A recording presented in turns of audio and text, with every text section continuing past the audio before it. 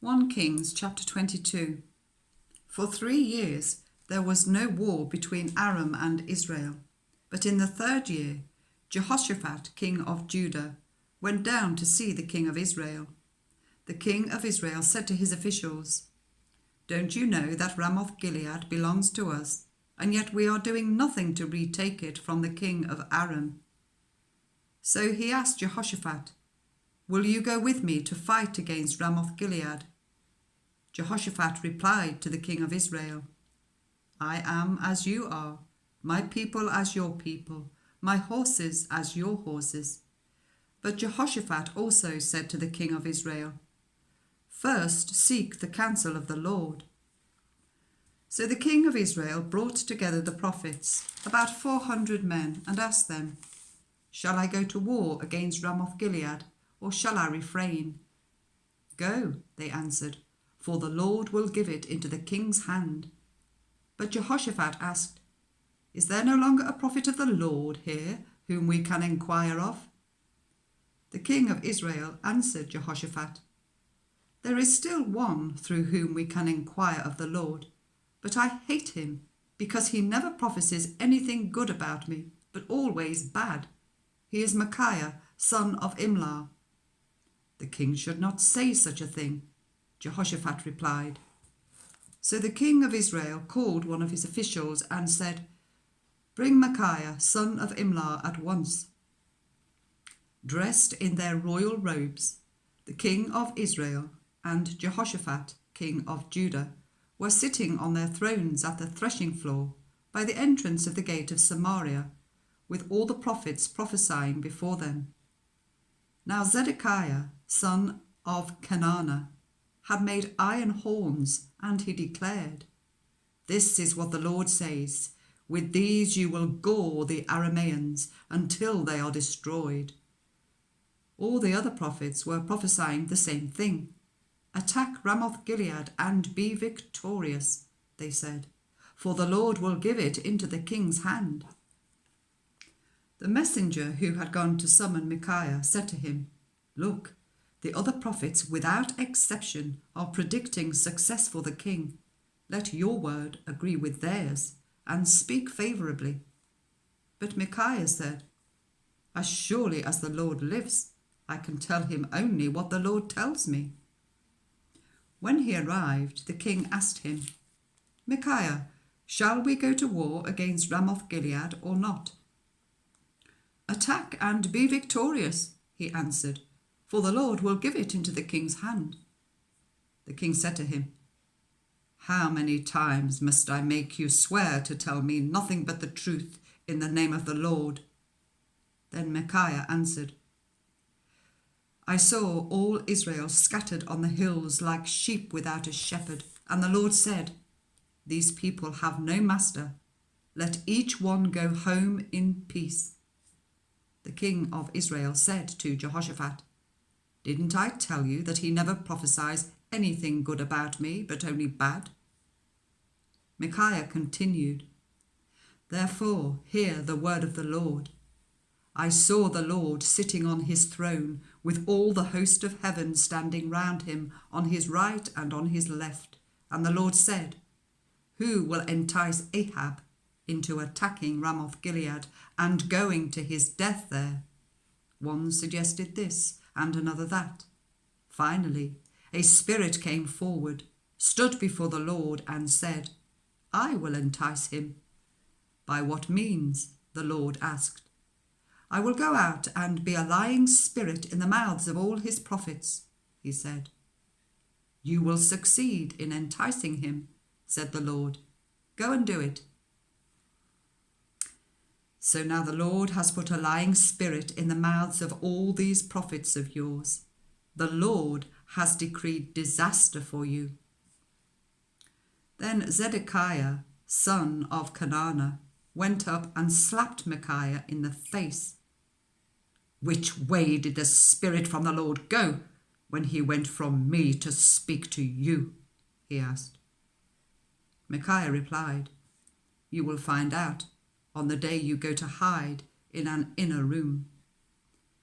The king of Israel then ordered, Take Micaiah and send him back to Amon, the ruler of the city, and to Joash the king's son, and say, This is what the king says. Put this fellow in prison, and give him nothing but bread and water until I return safely. Micaiah declared, If you ever return safely, the Lord has not spoken through me. Then he added, Mark my words, all you people. So the king of Israel and Jehoshaphat, king of Judah, went up to Ramoth-Gilead. The king of Israel said to Jehoshaphat, I will enter the battle in disguise, but you wear your royal robes. So the king of Israel disguised himself and went into battle. Now the king of Aram had ordered his 32 chariot commanders, Do not fight with anyone, small or great, except the king of Israel. When the chariot commanders saw Jehoshaphat, they thought, Surely this is the king of Israel. So they turned to attack him. But when Jehoshaphat cried out, the chariot commanders saw that he was not the king of Israel, and stopped pursuing him. But someone drew his bow at random and hit the king of Israel between the breastplate and the scale armour. The king told his chariot driver, Wheel around and get me out of the fighting. I've been wounded. All day long the battle raged, and the king was propped up in his chariot facing the Arameans. The blood from his wound ran onto the floor of the chariot, and that evening he died. As the sun was setting, a cry spread through the army, Everyone to your own town, everyone to your land. So the king died and was brought to Samaria, and they buried him there. They washed the chariot at a pool in Samaria, where the prostitutes bathed, and the dogs licked up his blood, as the word of the Lord had declared. As for the other events of Ahab's reign, including all he did, the palace he built and inlaid with ivory, and the cities he fortified, are they not written in the book of the annals of the kings of Israel? Ahab rested with his ancestors, and Ahaziah his son succeeded him as king. Jehoshaphat, son of Asa, became king of Judah in the 4th year of Ahab, king of Israel. Jehoshaphat was 35 years old when he became king, and he reigned in Jerusalem for 25 years.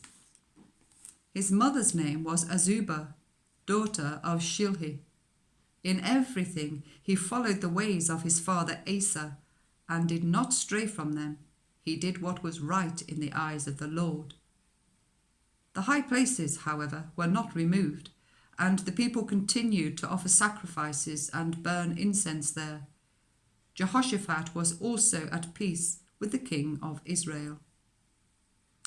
As for the other events of Jehoshaphat's reign, the things he achieved and his military exploits, are they not written in the book of the annals of the kings of Judah? He rid the land of the rest of the male shrine prostitutes who remained there, even after the reign of his father Asa. There was then no king in Edom. A provincial governor ruled. Now Jehoshaphat built a fleet of trading ships to go to Ophir for gold, but they never set sail. They were wrecked at Ezion-Geber.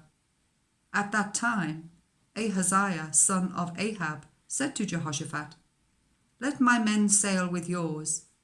But Jehoshaphat refused.